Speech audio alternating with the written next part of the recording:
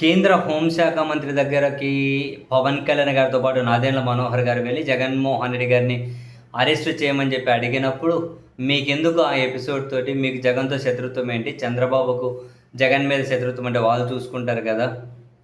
Chandrababu నాయుడేమో instant friend, Jagan లాంటి వాళ్ళేమో long term friends అని చెప్పి అమిత్ షా గారు వ్యాఖ్యలు చేశారు అని ఎప్పుడైతే ప్రొఫెసర్ నాగేశ్వర్ గారు ఈ ఈ ఈ మాటలు బయటపెట్టారో, ఈ మాటలు మాట్లాడారో, అది ఆంధ్రప్రదేశ్ పొలిటికల్ ప్లాట్‌ఫామ్ మీద చాలా పెద్ద ఎత్తున చర్చ జరుగుతూ ఉంది.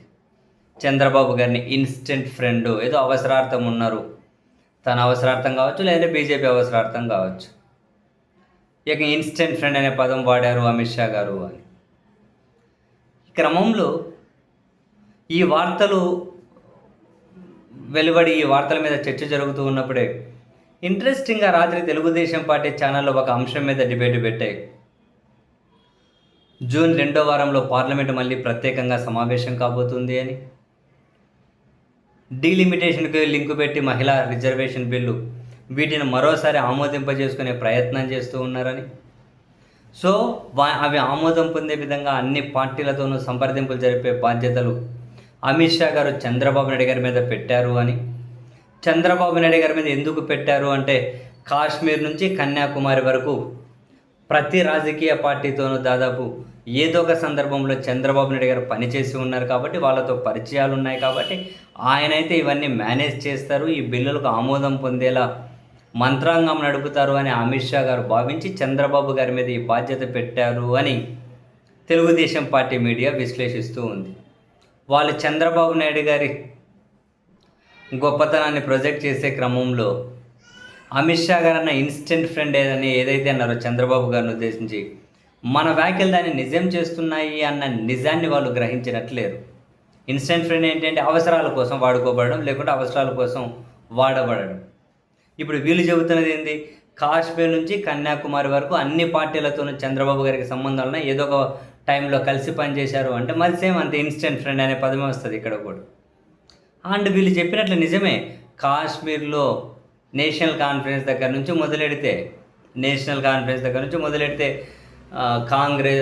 Conference, Congress, BJP, CPI, CPM, BSP, Samajwadi party, RJD party, Janata Dal U, JDU, Janata Dal S, JDS, next Trinamool Congress, next Shiv Sena, next Akali Dal, next DMK, next Anna DMK, next పక్క రాష్ట్రంలో బీఆర్ఎస్. అంటే చంద్రబాబు నాయుడు గారు పని చేయని పార్టీ ఏదీ లేదు. ఇప్పుడు నేను చెప్పినవన్నీ ఇప్పుడు మీరు మన చుట్టుపక్కల రాష్ట్రాల్లో చూసుకోండి, కేరళలో కమ్యూనిస్టులు, కాంగ్రెస్ జాతీయ స్థాయిలో చంద్రబాబు గారు కలిసే ఉన్నారు. అన్నా డిఎంకే తమిళనాడులో, కర్ణాటకలో బీజేపీ, కాంగ్రెస్, జేడీఎస్, పక్కన తెలంగాణలో బీఆర్ఎస్, అన్ని పార్టీలతో ఏదో సందర్భంలో పొత్తులు పెట్టుకున్నారు కదా చంద్రబాబు గారు. అంటే ఇప్పుడు అమిత్ షా గారు అన్నటువంటి ఇన్స్టెంట్ ఫ్రెండ్ అనే పదం మరి ఇప్పుడు వీళ్ళకి తెలియకుండానే తెలుగుదేశం పార్టీ టీవీ ఛానల్ ఒక డిబేట్ పెట్టి కాశ్మీర్ నుంచి కన్యాకుమారి వరకు అందరితో కలిసి పనిచేశారు అని వాళ్ళేమనుకున్నారు, అన్ని పార్టీలతో చంద్రబాబు గారికి దగ్గర సంబంధాలు ఉన్నాయి, చంద్రబాబు గారు చెబితే వాళ్ళు వింటారు కాబట్టి ఈ బిల్లులు పాస్ అయిపోతాయి.